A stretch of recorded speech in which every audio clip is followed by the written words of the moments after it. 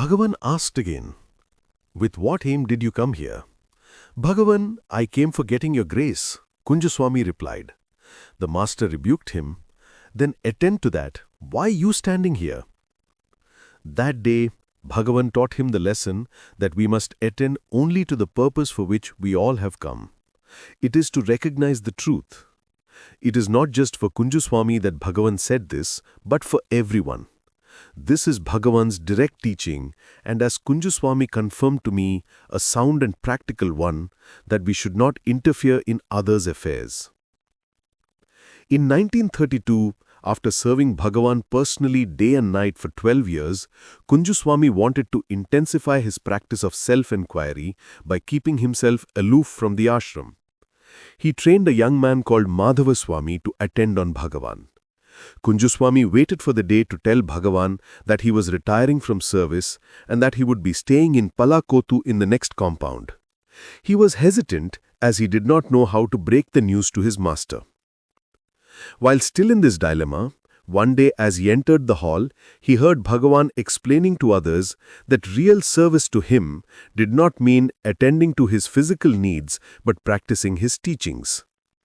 Once before he had said, "It is no use in saying I have been doing personal service to the Guru. One should abide by the teaching of the Guru every day."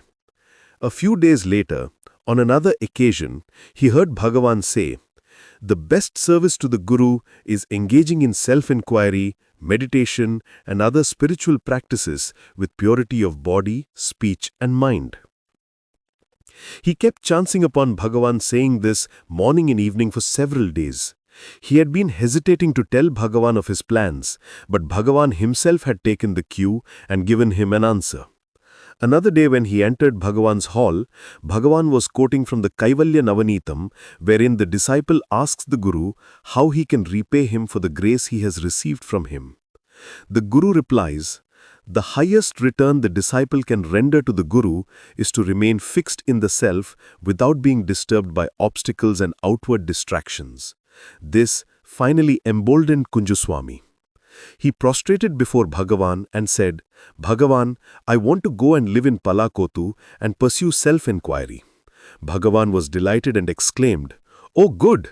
It is enough if the mind is kept one-pointed in vichara, dhyana, japa and parayana. Vichara is inquiry, dhyana is meditation, japa is chanting a mantra, and parayana is repeatedly singing the works of the master without aspiring for anything else."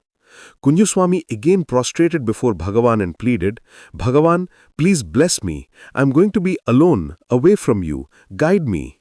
Bhagavan looked at him graciously and then said the most beautiful thing. "Make self-inquiry your final aim, but also practice meditation, japa and parayana. Practice them relentlessly. If you tire of meditation, take to japa. If you tire of japa, take to self-inquiry. If you tire of that, do the chanting of verses. Do not have a gap between them. Do not allow the mind to sway from your task. Practice this faithfully, and in the end, you will be established in self-inquiry and find culmination in self-realization." This is an assurance, not just for Kunju Swami, but for every listener of this profound statement by the Master. Be assured, self-inquiry will establish you in the truth that you already are. Kunju Swami lived in a small hut in Palakotu and did not earn money or beg for it. His provisions had exhausted. There was no food to eat. Bhagavan would visit Palakotu after lunch, where he would take a walk around the small pool there. He would invariably meet Kunju Swami and ask, "How are you? What are you doing? Are you doing your meditation? Are you doing your self-inquiry?" Kunju Swami never told him of his plight, feeling that it was quite petty to tell his master about his physical problems. Did he not already know? On the third day after Kunju Swami had shifted to Palakotu, one Gounder, a wealthy devotee of Bhagavan, came and prostrated before him in the hall. He was Kunju Swami's friend, so Bhagavan commented, "Oh, you have come to see a friend." He replied, "Yes, Bhagavan, I was exhausted yesterday after all day's work and was fast asleep. You visited me in my dream and said, 'You are sleeping peacefully while your friend is hungry for the last 3 days. Is it proper on your part to sleep like this?' So I immediately got up and caught a train to come here." Go and see a friend, Bhagavan told him. When he met Kunju Swami, he realized that his friend had in fact not eaten for 3 days and there was nothing in his humble abode. He gave Kunju Swami some money for provisions and fed him. Then he had to go back, but vowed in Bhagavan's presence, Bhagavan, I will not allow him to go without food. I will send him 5 rupees every month. In those days, 5 rupees was more than enough to meet one's monthly needs. Kunju Swami said, I had nothing, no utensils, nothing. Another friend saw this and he immediately bought me a stove and provisions. Years later, Gounder even built a house for Kunju Swami opposite the ashram. Kunju Swami used to say, with a lump in his throat, when you have surrendered to the Master, that is to the truth, do not try to exert yourself by even making a prayer. He knows everything. It will happen in its own time. During his stay in Palakotu, Ramanashramam grew rapidly and many visitors started coming to the ashram. Kunju Swami needed Bhagavan to talk to him every day, even if it was only one sentence. However, with Bhagavan becoming very busy, this was becoming increasingly difficult. Kunju Swami recalled, gleefully, I am a very clever man. Every evening, we had Parayana of the Tamil verses composed by Bhagavan from the collected works of Ramana Maharshi. I used to deliberately miss one line while singing and Bhagavan would say, Hey Kunju, you have missed that line. Or I would mispronounce a word and he would say, No, Kunju, it is not like that. Pronounce it properly. I would be so happy that he spoke to me. Every day, whenever I wanted Bhagavan to talk to me, I knew the trick. The collected works of Ramana Maharshi in Tamil was released in the form of a book. Unfortunately, many sadhus could not afford to buy them from the ashram. So Bhagavan arranged with a devotee to write it all down in a notebook and hand it over to Kunju Swami. A small printed picture of Bhagavan was pasted there. Now Kunju Swami wanted his copy of the collected works of Ramana Maharshi to also have a picture of Arunachalam, but he could not get hold of one. While he was still thinking about it, Bhagavan called out to him, Kunju, bring your notebook. He then drew a picture of Arunachalam in it. Kunju Swami left this notebook with Anuradha, another devotee, as a legacy. It contains a lot of Bhagavan's handwriting and the picture drawn by Bhagavan. She has now handed over this precious treasure to the ashram archives. Bhagavan used to correct all the proofs of his books himself. He would ask for 2 sets of proofs. One he would correct and send to the press, and the other he would keep with himself.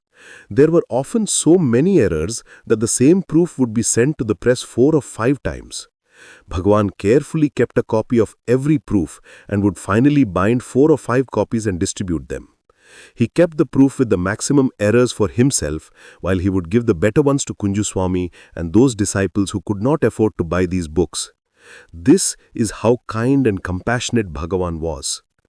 Once Kunju Swami felt he couldn't continuously meditate or pursue self-enquiry and stay in the self.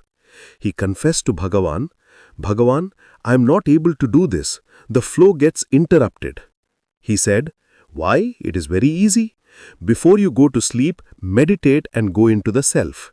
Then when you fall asleep, your whole sleep will be a meditation of staying in the self. The moment you wake up in the morning, again go into meditation for a few minutes and remain as the self. Throughout the waking state, the undercurrent of remaining in the self will be there even though you are working, arguing or quarreling. This substratum will always keep you in the self. Kunju Swami said, This is the most beautiful and practical teaching I have received from Bhagavan. During Bhagavan's last days, the management of the ashram had to face many problems. The devotees did not know how to continue with their activities. So along with Kunju Swami, they approached Bhagavan. He told them, How is the management being carried out now? Do you think it is you or somebody else that is managing this? There is a higher power that is managing all this. The same higher power will continue to manage.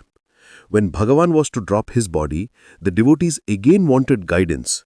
What should we devotees do? They wondered anxiously. Kunju Swami and 20 other devotees went to Bhagavan and prayed, Bhagavan, please guide us. Then he gave his last message, which is not just for those 20 devotees, but for all of us. Put the teaching into practice. He would enthrall us with stories of the Master, and whatever I am sharing with you is prasad from Kunju Swami.